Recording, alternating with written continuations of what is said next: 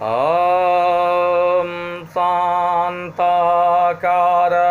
भुजगशयनं पद्मनाभं सुरेशं विश्वाधारं गगनसदृशं मेघवर्णं शुभांगं लक्ष्मीकान्तं कमलनयनं योगिभिर्ध्यानगम्यं वन्दे विष्णु भवभयहरं सर्वलोकैकनाथम। मैं सहायक प्रोफेसर डॉक्टर धर्मेंद्र तिवारी, वेद विभाग, जूथालाल संस्कृत महाविद्यालय, मझौलिया, पश्चिमी चंपारण।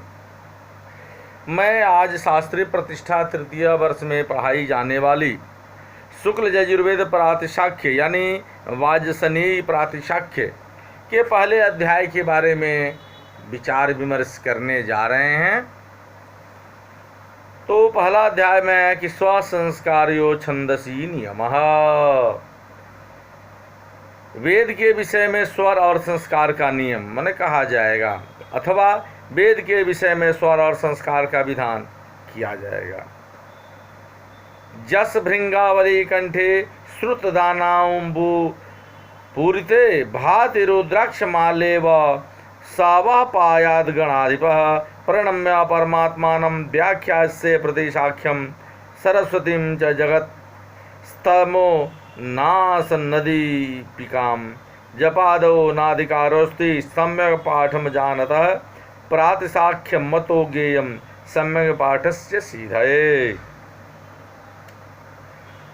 जिसके प्रवाहित होते हुए मद जल से व्याप्त कंठ पर भ्रमरों की पंक्ति रुद्राक्ष माला के समान शोभायमान होती है, वह गणेश जी आप लोगों की रक्षा करे। परमात्मा को नमस्कार कर और संस्कार के अंधकार के विनाश के लिए दीपिका स्वरूप सरस्वती को मैं प्रातिशाख्य की व्याख्या करूँगा।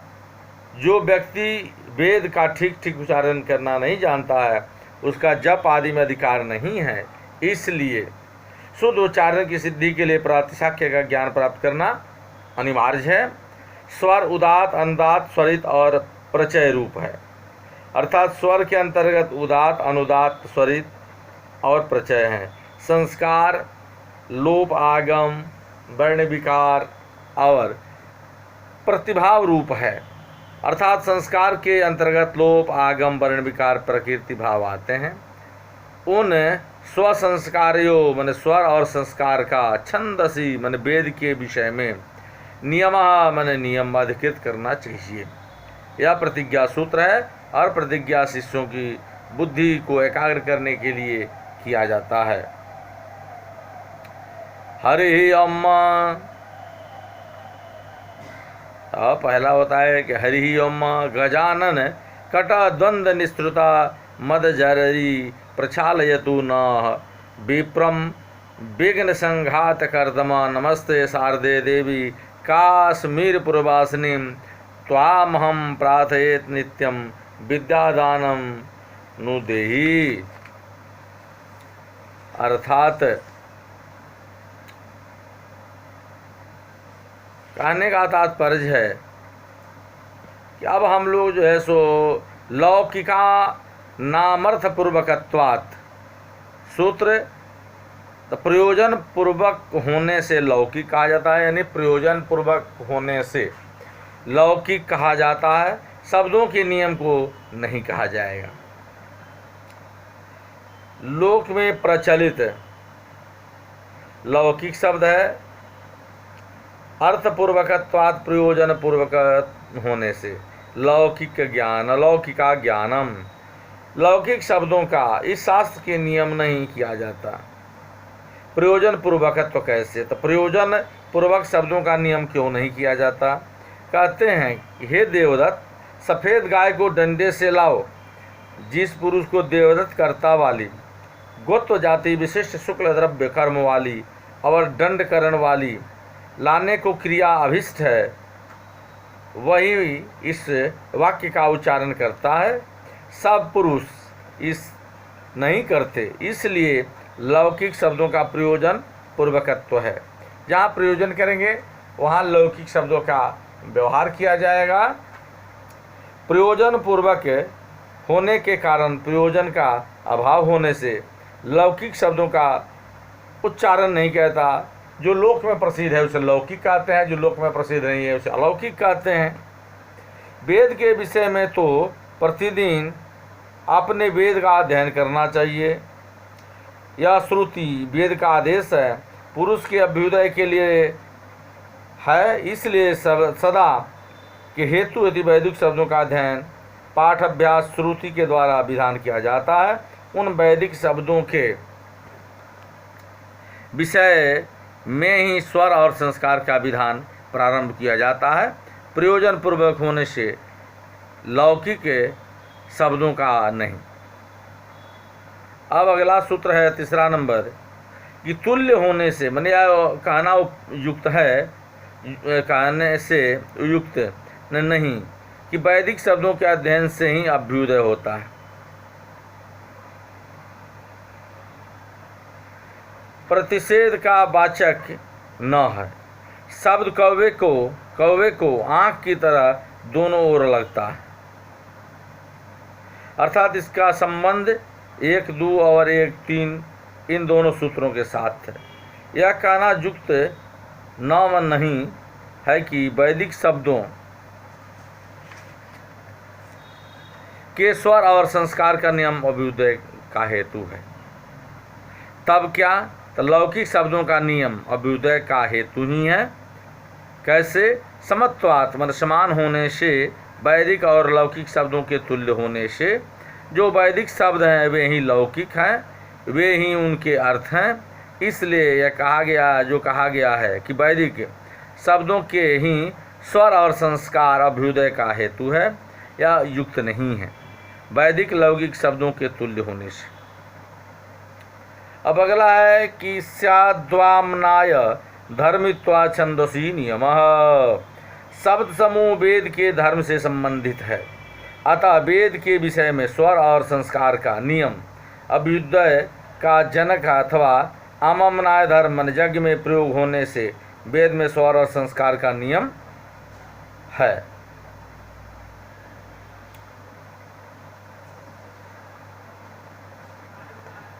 अमामनाय का अर्थ है वेद, उसका धर्म अमामनाय धर्म। अमामनाय धर्म है जिस शब्द समूह का, वह है अमामनाय धर्मी। उसका भाव अमामनाय धर्मित्व।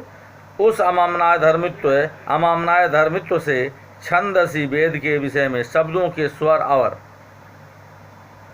संस्कार का नियम महान अभ्युदय के लिए स्याद्वा मन है। वेद के विषय में नियम महान अभ्युदय वह अमामनाय धर्मित्व है। क्या है? वस्तु बतलाते हैं कि वेद क्रिया के लिए और यज्ञ के लिए है, जैसे ब्राह्मण विधि और अर्थवाद रूप है। मंत्र तो कर्म के अंगभूत द्रव्य और देवता का स्मारक है। मंत्र के द्वारा स्मरण कराए गए कर्म का अनुष्ठान करना चाहिए, इस नियम के लिए विधान है। अर्थात इस प्रकार का विधान है कि कर्म के द्रव्य और देवता का स्मरण मंत्र के द्वारा करना अनिवार्य है। यदि अन्य उपाय से द्रव्य और देवता का स्मरण कराया जाए तो कर्म निष्फल होगा। मंत्र तो यदि स्वर की दृष्टि से अथवा वर्ण की दृष्टि से थोड़ा सा भी त्रुटिपूर्ण हो जाए तो कर्म की अपूर्णता रहेगी। केवल कर्म की अपूर्णता ही नहीं रहेगी, तब क्या है? तो अशुद्ध याग के अनुष्ठान के कारण हानि होती है। जो मंत्र स्वर माने एसेंट से या वर्ण के हीन होता है वह मिथ्या रूप से प्रयुक्त होने के कारण अभिष्ट अर्थ को नहीं करता। वह वाग वज्रो जजमानम हिनस्ति जथेंद्र शत्रु सर्वतोपराधात। वह वाग रूपी वज्र बनकर जजमान को ही विनष्ट कर देता है। जैसे एसेंट के अपराध से इंद्र शत्रु पद जजमान वृत्र का ही विनाशक बन गया। अशुद्ध रूप में प्रयुक्त मंत्र के विषय में यह निंदा का रूप अर्थवाद है।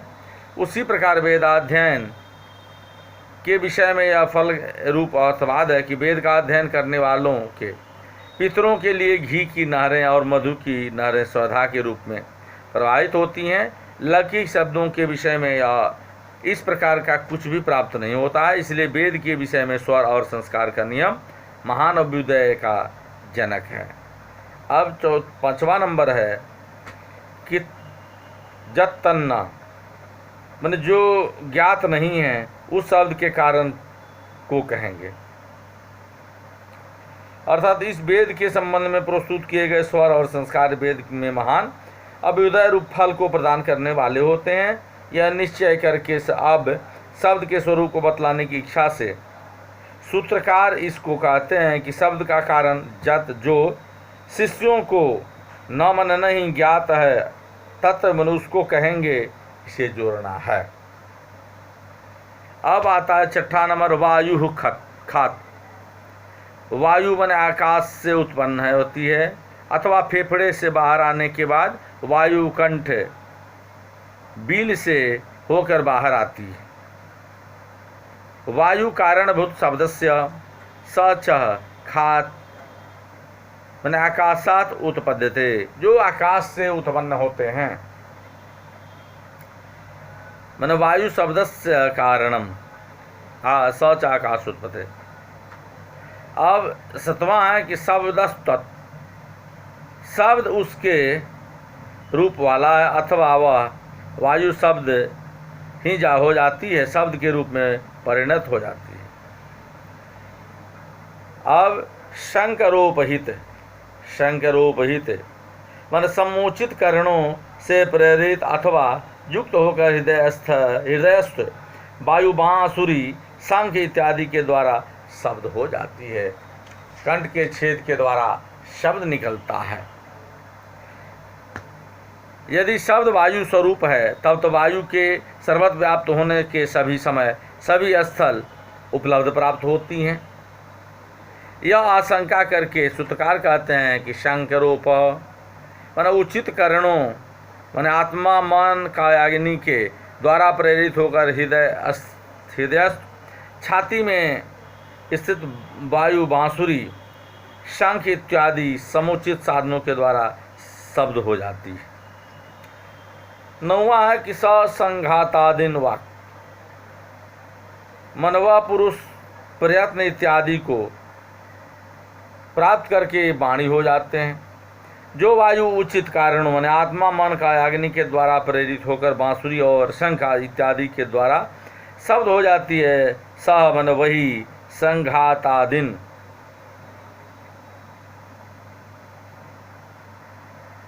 यानी संघाताधीन संघात आदि को प्राप्त करके वाक माने वाणी हो जाती है। संघात माने पुरुष का प्रयत्न, वह पुरुष प्रयत्न है आदि में जिस स्थान उच्चारण स्थान आदि के वे संघात आदि उनको प्राप्त करके वाणी को वाणी हो जाती है, वर्ण हो जाती है, यह अर्थ है। अब 10वां आता है कि त्रीणी स्थानानि, वायु के 3 स्थान होते हैं।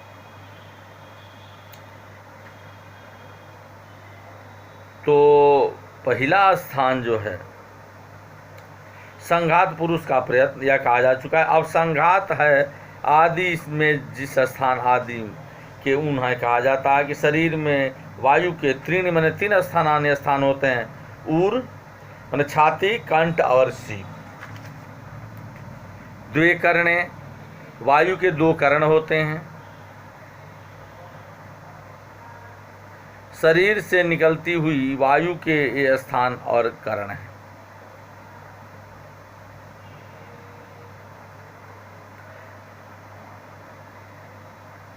जो ये संवृत और विवृत संज्ञक कर्ण हैं और जो 3 स्थान हैं वे शरीरात माने शरीर से निकलती हुई माने वायु के हैं।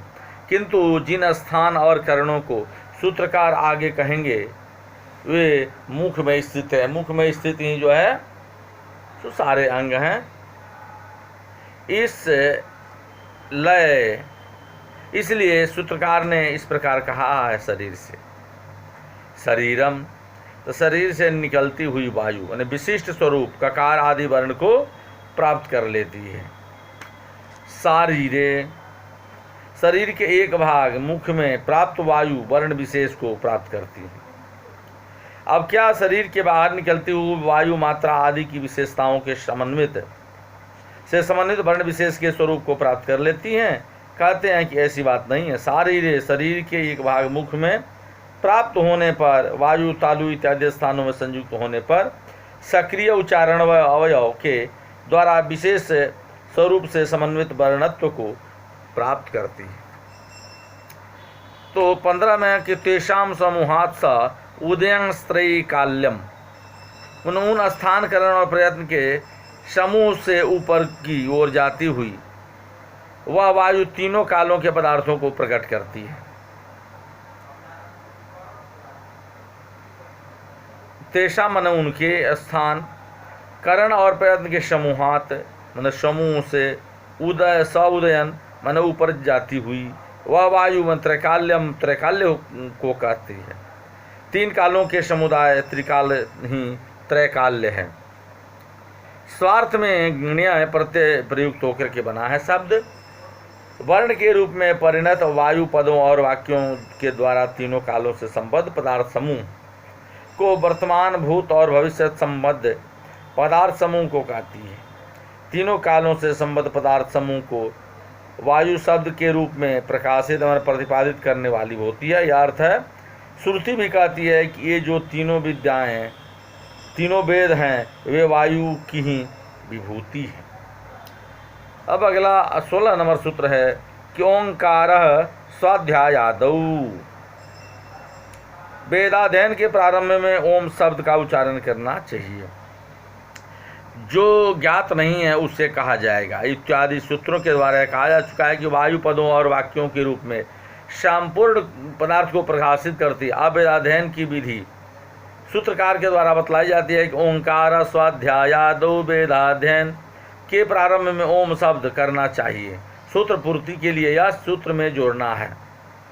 मनु ने भी वैसा कहा है कि वेद के अध्ययन के प्रारंभ में और अंत में ओम शब्द का उच्चारण करना चाहिए। प्रारंभ में ओम शब्द का उच्चारण न करने से अध्ययन स्थिर नहीं रहता है तथा अंत में ओम शब्द का उच्चारण न करने से वह पूर्णतः नष्ट हो जाती है, उसका महत्व समाप्त हो जाता है। ओंकारार्थकारो, ओम शब्द और अर्थ शब्द तुल्य फल वाले हैं।